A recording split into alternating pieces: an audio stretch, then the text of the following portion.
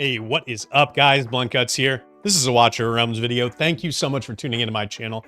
I really appreciate it. Please do like and subscribe if you do enjoy my content. And I'd also like to add that, I'm really excited about Fastidious' Rising CC award that he is putting out. I am going to put a link to the voting form in the description of this video. If you do enjoy the content, please do go and toss a vote towards your boy. I would truly appreciate it. It would really make my day. And it's stuff like that that really motivates me to continue providing what I hope is good content to you guys. So today I want to talk about Ymiret.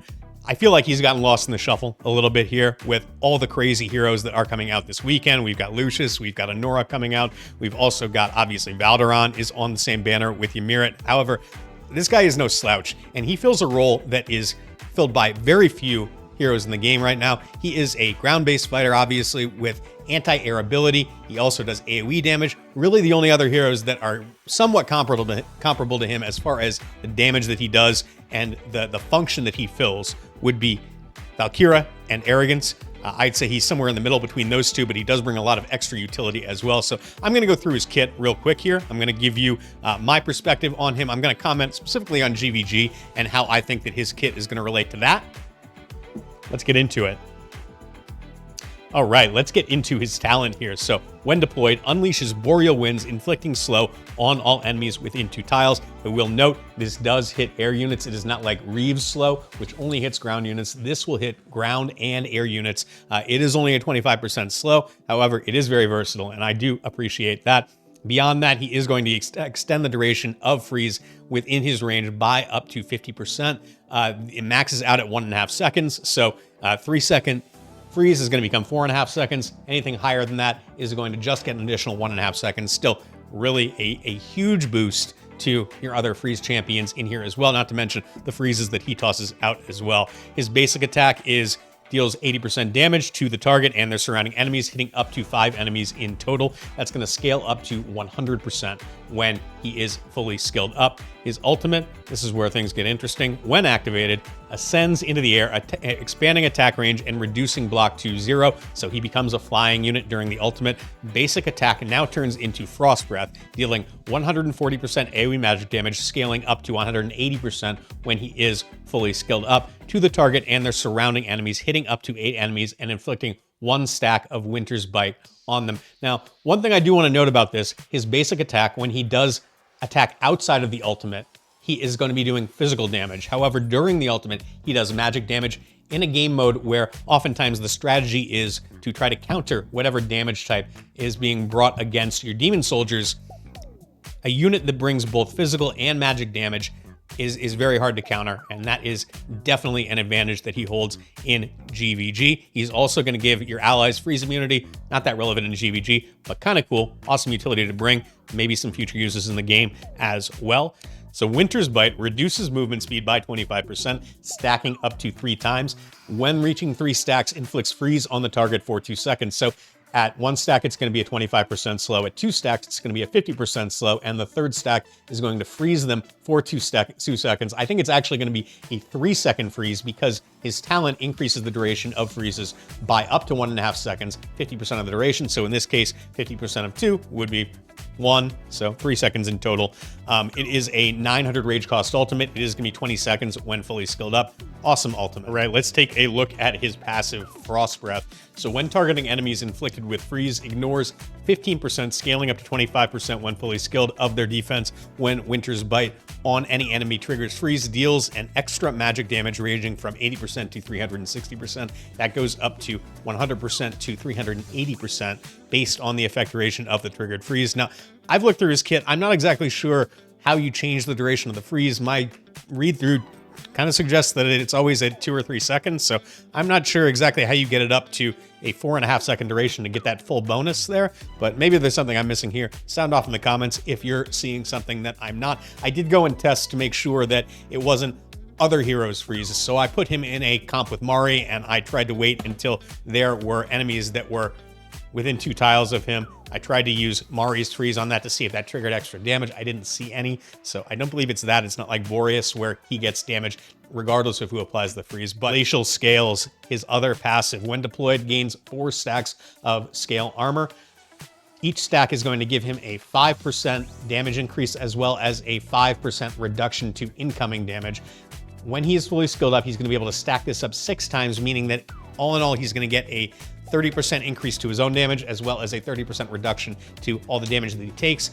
Every time he does take damage, one of those stacks is going to get removed. However, you can't remove more than 1 per second. So worst case scenario, he's going to get all of them removed. It's going to take 6 seconds for that to happen.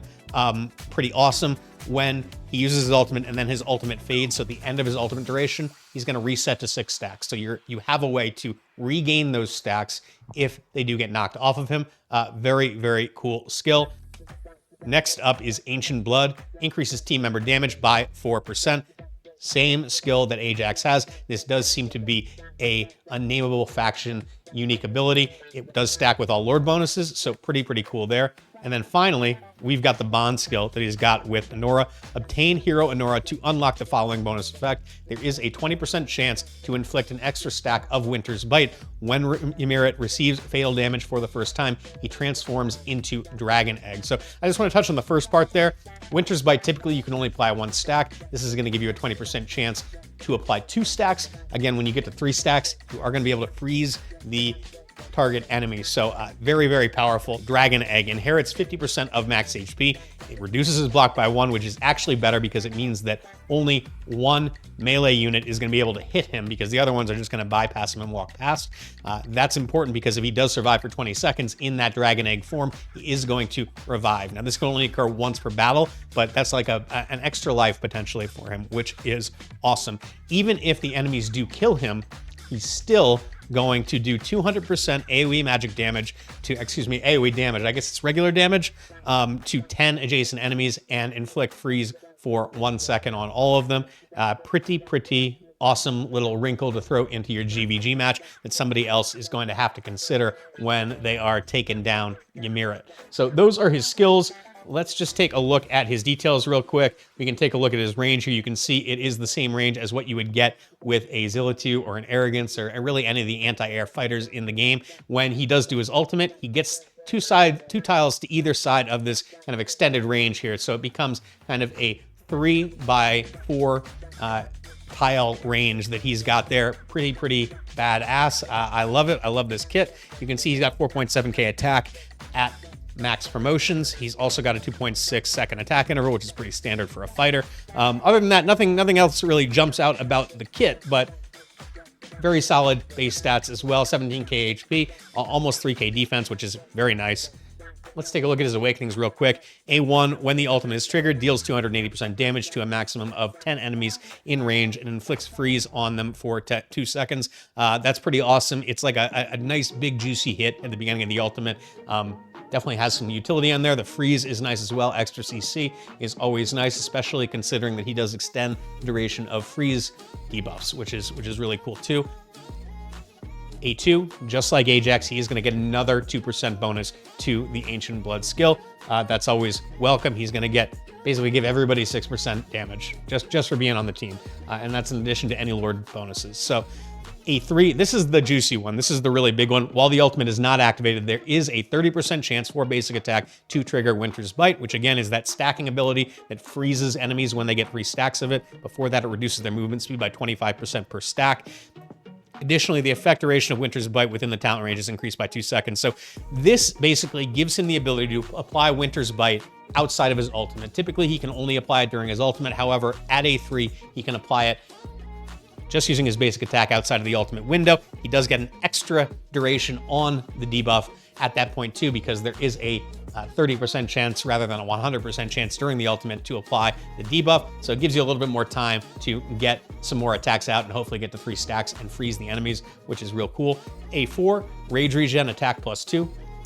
Very nice. Not anything groundbreaking, but really cool. Nice to get a little bit extra rage there. And finally, at the A5, after casting the ultimate 2 times, increases the range of subsequent ultimates. Basically, this just widens the end of his ultimate range.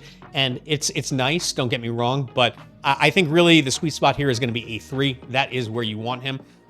Generally speaking, I think that he's going to be a phenomenal hero for GVG. I think he brings a lot of utility, a lot of different things in his kit. Very solid damage. He brings a lot of CC. He has a lot of synergy with other Freeze heroes. And on top of that, he's going to bring a 6% bonus to the damage of everybody else on your team. And he's flexible enough that you can bring him into any team and he can benefit from that lord because he is in the unnameable faction, which is just amazing. Really, really, really cool hero. I'm excited to have a shot at pulling for him. I do hope I get him, even if it does cost me my Lord Pity. I can live with that. I'm not gonna be all that pressed about saving that because, you know what? I think bird in the hand's worth two in the bush. I don't know what's gonna happen in the Praetus banner. I'm sure that whatever I have on hand at the time, I will pull for that. But I'm gonna pull some summons this weekend and see if I can't snag myself either a Ymiret or a Valderon. Kind of the last thing that I will say about him is just, I want to re-emphasize again that he fills a role that is only fillable by just only a few heroes in the game right now, namely Arrogance, Valkyria, and to a lesser extent, Aracha. Those are the only anti-air fighters that can hit multiple targets that are really effective in GVG. Zillitu is the other anti-air fighter that I did not mention. She does fantastic single target damage, as you know. However, in the higher levels of GVG, she just does not do enough when she has a swarm coming at her, which is why I'm not going to include her in that list. I'd say if I was going to rank Ymiret among those four heroes, so among Arrogance, Aracha, and Valkyria, I would probably put him right below Arrogance. And honestly, he brings a lot more utility to the table than Arrogance does. Arrogance brings quite a bit more damage, though. So, you know, also Arrogance has an autocast ultimate, which is not great. It means that he's not going to wait for units to be in range to cast it, which makes it much easier to dodge it. So I think that there's some pluses and minuses to both sides. I think that depending on the team comp, as long as you're bringing enough damage, then Ymiret is going to be a more effective substitute for Arrogance. But, you know, it probably depends on awakening levels too, truth be told. If you've got Ymiret at A3, Arrogance at A5, you know, these are all things that are going to come into play. But I think he is going to be quite solid in the game mode. With that said, I do appreciate you guys watching. Hopefully, I helped frame some of this for you and put it in perspective. You know, I think I am going to be pulling for him. I think maybe you might want to as well, but it's really going to depend on your account and what your priorities are. If you're prioritizing GVG like me, then I think that certainly does lean you towards Ymiret. Although, of course, you know, Praetus is on the horizon and he's phenomenal just literally everywhere. For some reason, he is allowed to be the best hero in the game. It seems ridiculous to me, but it is the case and has been for quite some time. So I would certainly understand if you skipped it. Thank you so much for watching. I do appreciate it. Please do like and subscribe if you enjoyed my content. And if you wouldn't mind just taking a few minutes out of your time, following the link that is in the description and tossing Blunt Guts a vote for the Rising CC Award, I would really appreciate it. It would mean a lot to me. Thanks again, guys. Good luck on your summons this weekend. I'll catch you all next time.